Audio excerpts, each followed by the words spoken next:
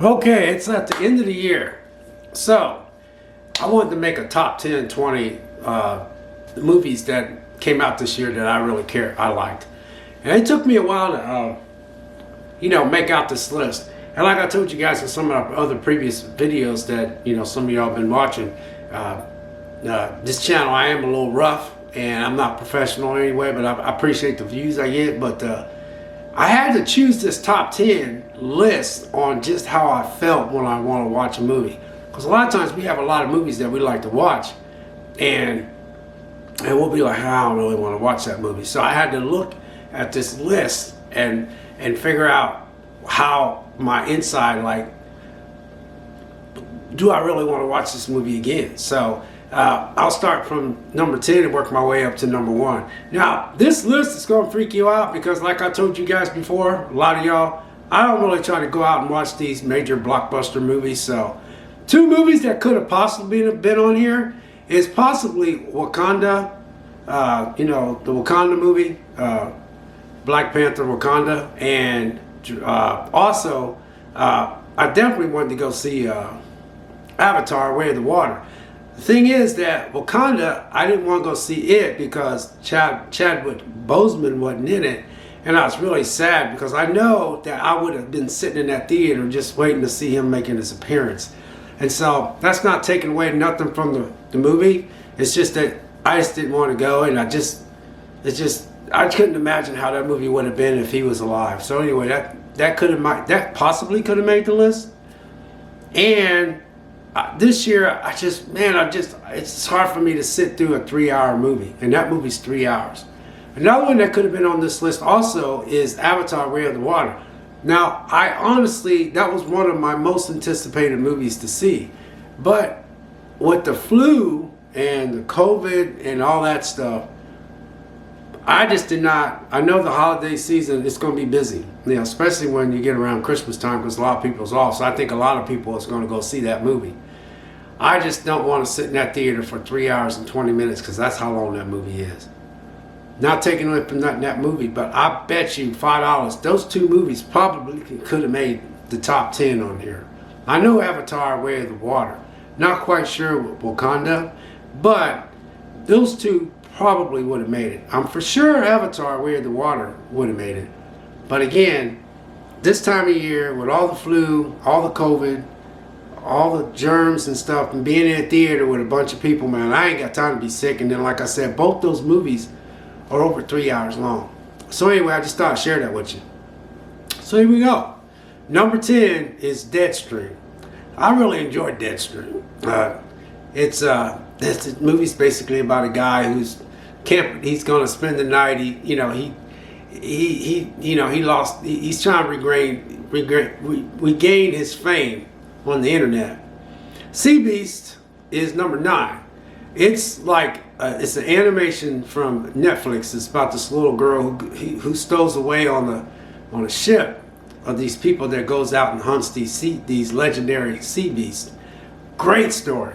Great story. I love the animation of it, and it had I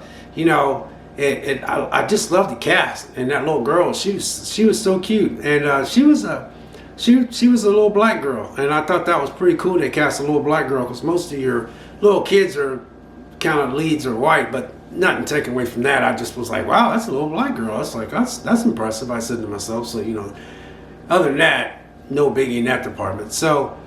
Sea Beast, that's a Netflix movie. Yeah, that came out this year, but man, I enjoyed that movie. So number 8 is Orphan: First Kill. I was shocked how good this movie was, and this is on Paramount Plus. And I remember watching the first Orphan, and I was like, I enjoyed it. But usually when you make a number 2, it's like it's not gonna be that good. But whew. There's some twists and turns in Orphan: First Kill that I did not see coming. I was like, what the crap? I was like, man. So that's number 8. And then number 7 is another Netflix movie. It's called Lou. It's about this woman that lives down the street from this young mother of this little girl. Come find out this young mother split up with this abusive husband, and come find out that the lady down the street, what she thought was some grumpy old woman, that was the guy that she left's mom, and she lived down the street. She did not know that that was her little daughter's grandma. But the guy ends up coming and kidnapping her daughter, and then she goes next door and she tells that woman that, you know, her ex-husband kidnapped their little daughter, and then she had no idea that that was her, her daughter's dad's mother. So that's how this movie is. So they pair up to try to catch him and stuff. It's a mother against son type of thing, and it's a very, very good movie. Number 6 is another Netflix movie, and it's Troll. Now you gotta understand, when I say I like these are movies that I was like just excited to see. As far as quality and stuff like that, I don't know about all that, but when I watched Troll, I didn't find anything wrong with it. Now, I thoroughly enjoyed Troll. It was almost like watching Godzilla, but it was just in a different country, and it was like a troll. You know what trolls are. You guys heard the story of trolls, but they told the story real well, and it's a foreign-made movie, and it's Troll, and that's number 6 on my list. And I'm telling you, I really enjoyed that movie. So, like I said, when I made this list, I had to make sure I made it to where I know I'm gonna rewatch it again. So I'm like, I'm not gonna rewatch that, but all these I know I'll rewatch. Number 5 is X. Pearl almost made my list, but Pearl was made by the same people that made X. But the reason why X is on here, because X was like, I was like, man, this is pretty slick. I was like, wow, X is like, that was a pretty slick movie, man. The movie X, it really means X, like, you know, X-rated, if you catch my drift. But I was like, wow, you know. And here's the thing, that movie couldn't have cost that much money, and that's the thing I love about these smaller production type movies. They don't cost that much, but they did pretty good. And that caught me by surprise, you know. And number 4, now we're getting to the top 5. Number 5 is X. Number 4 is Doctor Strange in the Multiverse of Madness. Now, I realize that movie had some flaws in it, I really do. But I'm a big Sam Raimi fan, so I've seen a lot of Sam Raimi DNA all sprinkled on this thing.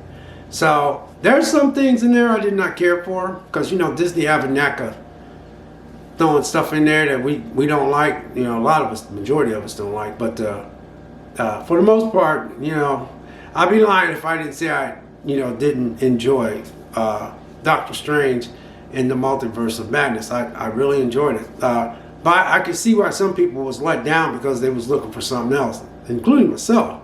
But at the end of the day, you know, I enjoyed it, and I can't watch this over again. So these are movies I know I'll watch over. Okay. Number 3 is Smile. Man, Smile just caught me by surprise. No, it didn't. It didn't catch me by surprise. Take that back. I remember watching the previews a while back, and I said, "Boy, that looks pretty. You know, that looks pretty interesting." You know, and you know, the way they showed Smile, and then the way they, advertised that. You know, they had put people in baseball stands and stuff during baseball season. Had these people standing in the seats with a big smile. And that's how they, you know, advertised that movie. And man, it was a great story, man. Great story. I wish they would have went more in depth to how they could find out where that originated from. You know, like dig a little bit deeper in it. But that's my number 3, Smile. And that's my number 3. And number 2 is from Hulu, and they should have put this in the theater for at least 2 weeks. And it's Prey. I never thought you'd ever, you know, can find a movie that would be as good as Predator. But Prey, it's right up there with Predator. So I heard some people make some comments about this, and I didn't understand. I didn't see anything like that. I like how they went back into the indigenous people. You know, I don't know what type of Indian tribe that they were, but it went back to that, and it was a great story, well made, and I was just shocked how good that was. I could not wait to come home and watch that, because at that time I had Hulu. I don't have Hulu now, but at that time I had Hulu, so you know, you got to watch it for free. But I think they left like maybe a couple $1 million on the table by not putting that in the theater, because I think it had done real well. And my number one is Jurassic World Dominion. Now, Jurassic World Dominion caught a lot of flack. I mean, people literally trashed this movie.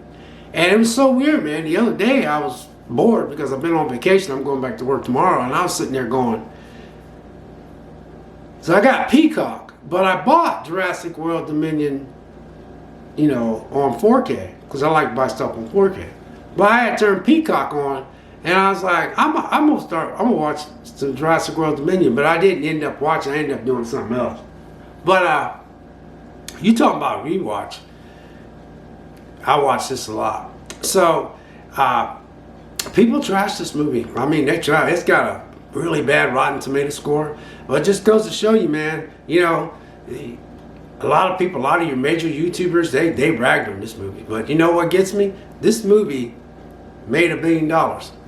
All three of the Jurassic series that was made by that Trevor guy, all three of them made $1 billion. Steven Spielberg's Jurassic movies never made $1 billion, but Steven Spielberg's first movie, Jurassic World, was I think it's Jurassic Park. That I still have memories of going and seeing that movie.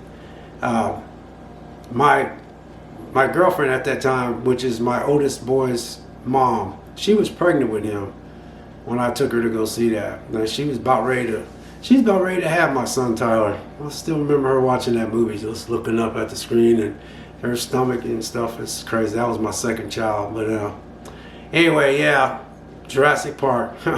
But anyway, that's my top 10 of 2022. What's your top 10 of 2022? If you have a top 10, you know, I never ask you guys that. You know, get in the comments and let me know what your top 10 was, because I know a lot of people be like, man, that is one crazy top 10, but we'll go over it again. Number 10 is Deadstream. Number 9 is Sea Beast by Netflix. Number 8 is Orphan First Kill. That's on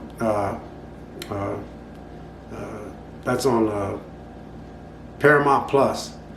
And Lou is on Netflix.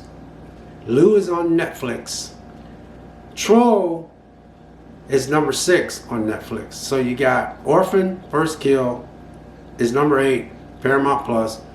Lou, number 7, Netflix. 6, Troll, Netflix.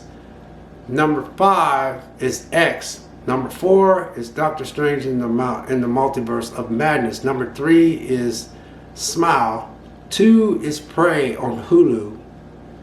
And number 1 is Jurassic World Dominion. And that is my 2022 favorite movies of 2022. I'm going to drop a favorite series here later on or tomorrow. So anyway, you guys, that's my top 10 of 2022. What's your top 10 of 2022? I'd really like for some of y'all to actually share it with me. And I never asked you that before. I don't ask for likes. I don't ask to drop a comment. I don't ask to subscribe.